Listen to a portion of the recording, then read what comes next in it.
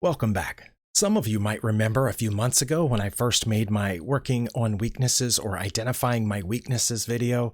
One of the weaknesses that I identified in my own play was missing checkmating patterns or sequences, and I haven't quite solved that. Now I have been finding more mates in 2, mates in 1 than I used to. I missed a lot more in the past, but there are still some that I've missed, and I've pulled up a few from recent games that I'm just going to look at, and if it helps you, great. If not, this is meant for me, but I hope you'll stick with me. Let's take a look.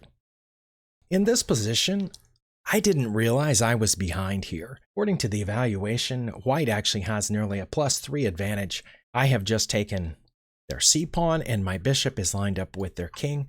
I thought I was the one attacking. I thought I was in charge, and apparently all they need to do right now is castle. And if they do castle, they'll have about a +3 advantage, and I will have to work out where to go from there. But what my opponent played here was a blunder, and again, I wasn't sure that it was at the time. What they did was they brought this bishop out. Now, possibly their idea was twofold.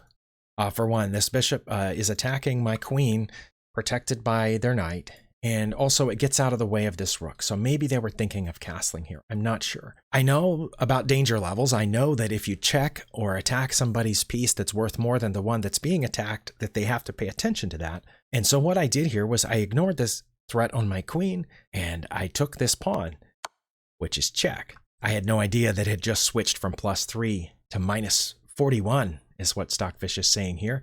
Although I think the engine is still running, so it might change its mind. 47.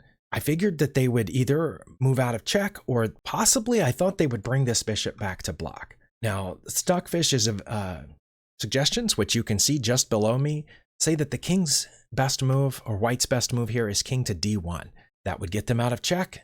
It would ruin their castling rights, and it would leave me with a huge advantage, and this rook would be trapped over here. But what they did instead was move the king the other way. And then I switched my attention back to this queen that's in danger here in front of my king, and I moved it over 1 to f7. But I now have a forced mate in 4, and the first thing is to take this rook with check, because when I take the rook, my pawn promotes into a queen, and that's check. So I wasn't in time trouble or anything like that, but I had some sort of mental lapse here. I knew that the first capture with that pawn, the one that I had just done, superseded their attack on my queen. So why didn't I know it on this turn? Taking that with check would supersede the attack on my queen. Even if they block with the queen, I can take back. Let's see what would have happened if I had promoted here. Again, using the idea of danger levels, I'm doing something more dangerous to them than they're doing to me. Their best move, it says, is bishop to b1. If they block with their queen, that's mate immediately because my bishop is guarding that square. If they block with this, obviously I take it. Then their next best move is to block with that bishop, and I would take that too. Then they would have to block with their queen, and again, checkmate. So at most, they can delay it by 4 moves.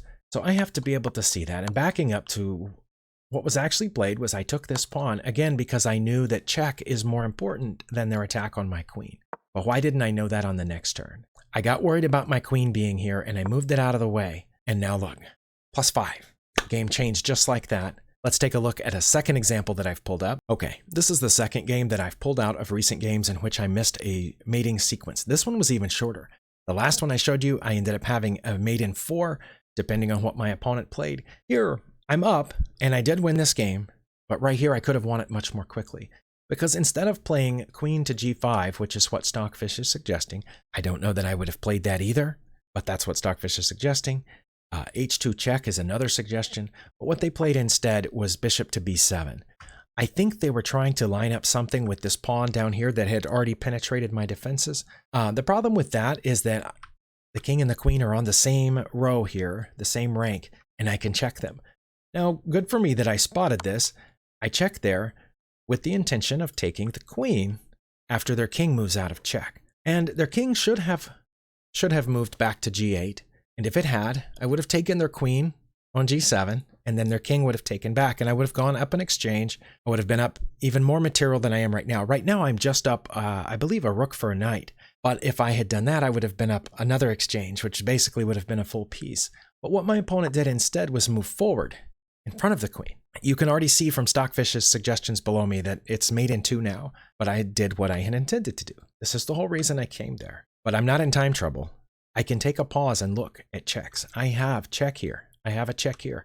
And Stockfish says both of those would lead to mate in 5. But what about the check that's closest to the king, right here on g4? From there, my queen would cut off these squares. My rook's already cutting off these. Their queen's in the way here, their pawn's in the way here, and my pawn, my e-pawn, is cutting off f6. So if I moved there, their king would only have one square to go to, which is h7, and then checkmate. Right there on g7. Guarded by my rook, just put my queen down there. Actually, I think putting my rook there would be checkmate as well. Let this be a lesson to me, and to some of you, hopefully. Look for checks. We don't have to take a queen every time that there's a possibility to go up in exchange. In fact, I think I've seen a couple of games where taking their queen is a big blunder. Obviously, we've seen a couple of traps where with the bishop taking the queen leads to a checkmate. This one wouldn't have put me, it didn't put me in any danger. I took the queen and I still have plus 55. Well, actually, Stockfish now says I still have a mating sequence. And it took me 11 more moves to checkmate here. But right here, could have checkmated in 2 moves. I need to, the reason that I'm going through this, as I've said in earlier videos, is because repeating this to myself, hopefully, will get a little cycle or a little track running in my brain so that when I'm in the middle of a game, I can just, it'll pop up on a light bulb and say, look for checks. Let's take a look at one more. All right, this is the third example that I've come up with out of my recent games. In this one, I was ahead, once again, as in the last one, but it's just plus 14. I'm up 6 points of material, and my opponent needs to move their king. This is one of those instances where Stockfish says, move your king. Very often, I'm not sure why. But here I am sure why, and the reason is because of what I have pointed toward their king. I have lots of pieces pointing right down through there, and I'm about to bring the other rook over. Okay, my opponent played b5. You can see from Stockfish's suggestion that I now have a mate in 1. 1. And it's that. I didn't see it. I didn't even consider it because of the pawn. But the pawn is pinned by the bishop. Even though the bishop's under threat, the bishop is still there. The bishop is still preventing that pawn from moving. And that's checkmate. Well, the game went on about 8 or 9, maybe 10 more moves. And my opponent did eventually resign. But right here, I had a checkmate in 1, and I missed it. So look for checks. Look for checks. Look for checks. Thank you for watching, and we'll see you next time.